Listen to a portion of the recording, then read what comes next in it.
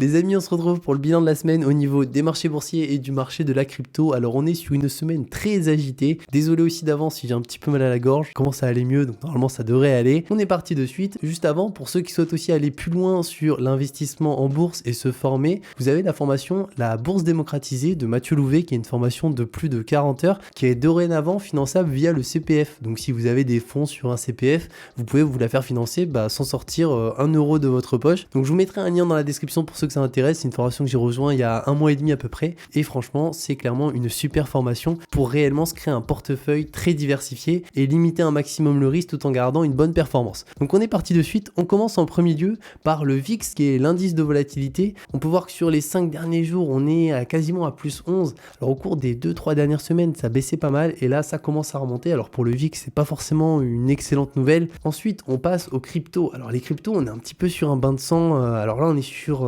les dernières 24 heures, l'ETH il a pris moins 7%, le Bitcoin quasiment moins 5%, et sur la semaine, donc les 7 derniers jours, on est quasiment à moins 20 sur l'Ethereum, moins 8 sur le Bitcoin. Et après, ce qui est dans le vert ici, là c'est des stablecoins, l'USDT, l'USDC, le DAI, donc c'est pas forcément à prendre en compte. Mais on peut voir que là, on commence à être sur du rouge un petit peu violet, donc malheureusement, c'est pas une très bonne nouvelle pour les cryptos, et on va voir que ça a été à peu près la même chose sur les indices, en moins bien entendu, mais quand même ça a beaucoup baissé. Ensuite, on passe à Stepn. Alors Stepn, je en avais parlé la semaine dernière parce que ça commençait à pas mal baisser. Et la baisse a bien continué parce que là, les dernières 24 heures, on est à moins 26% sur le token, le GST.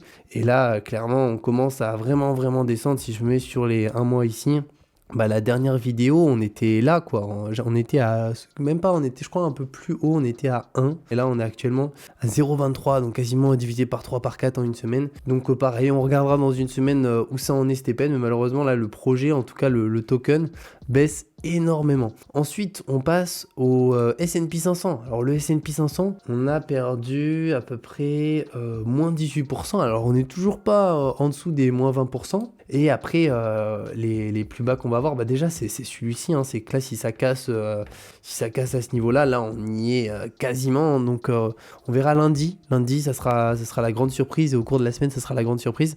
Mais si on casse ce niveau, ça risque de vraiment bien baisser jusqu'à un niveau qui est ici, puis là. Donc il y a encore pas mal de niveaux. Et mars 2020, là on le voit pas, mais mars 2020, on est encore très loin de mars 2020. Ensuite, on passe au Bitcoin. Alors le Bitcoin, pareil, là ça a beaucoup baissé, et depuis finalement son plus haut, actuellement on est à moins 60 quasiment, on est à moins 59 et quelques, donc moins 60 sur le Bitcoin depuis le plus haut. Et le TH, alors du coup le TH, le plus haut lui il est vraiment très haut, le TH, donc là à mon avis on est quasiment à, même plus que moins 60 certainement. Là on est à moins 70 sur le TH. Moi je continue mon DCA, que ce soit sur ETH, Bitcoin, SP500, et après j'essaye d'investir aussi. Je commence là les obligations, j'essaye vraiment de beaucoup plus diversifier, notamment avec la formation de Mathieu, parce que de base j'ai un portefeuille qui est pas du tout assez diversifié, ou du moins qui pourrait peut-être suffire, mais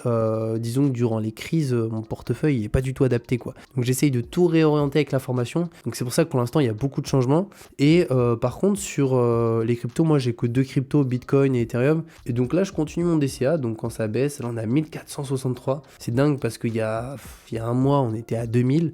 Mais voilà, et à voir jusqu'à où ça va baisser.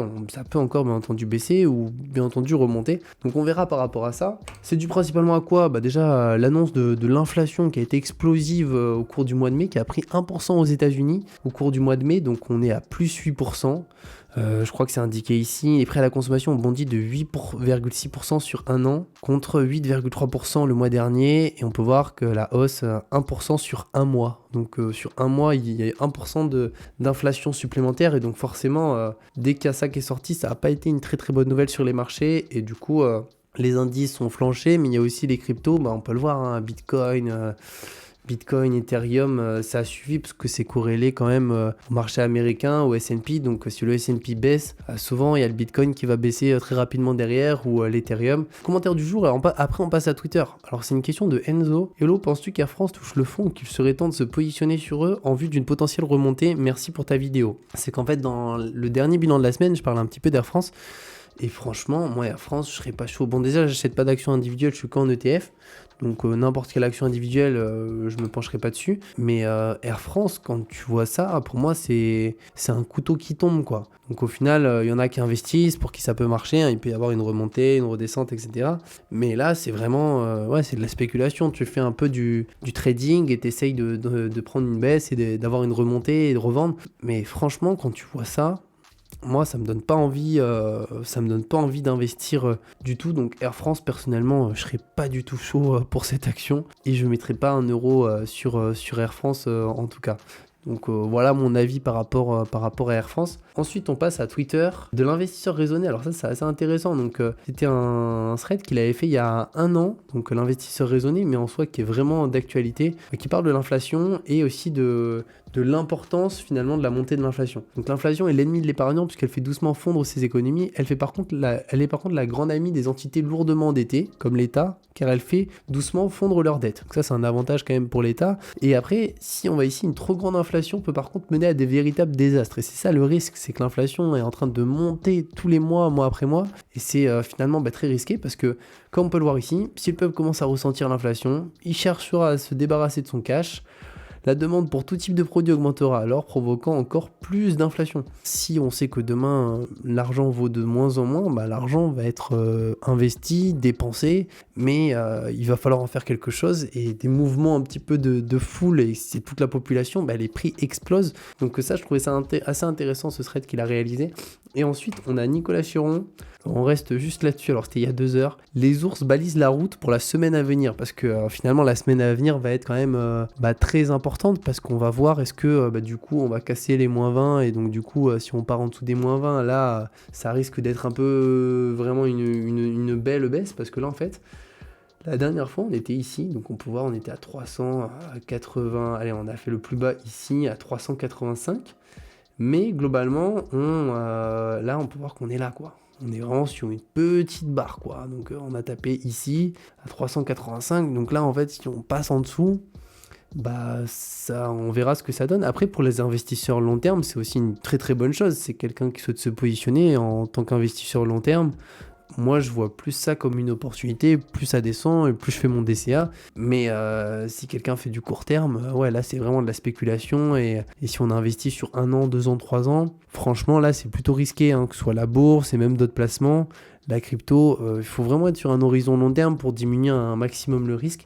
Parce que sinon, voilà, on peut le voir, hein, les fluctuations, si on est en court terme, ça bouge tous les jours. Hein.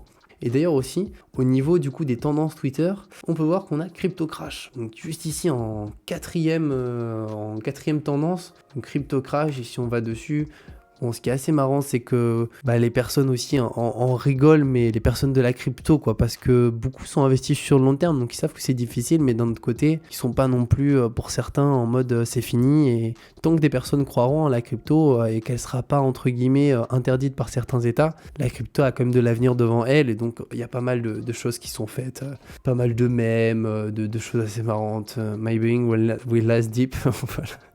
Une personne qui achète.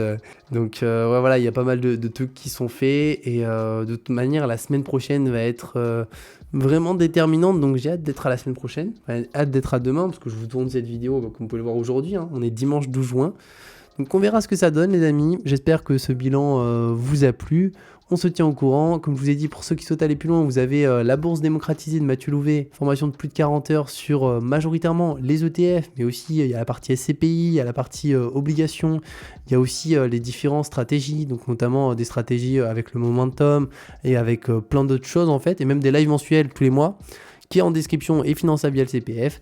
Je vous dis à dans 3 jours pour une nouvelle vidéo, à jeudi, non, donc dans 4 jours. Prenez soin de vous et ciao!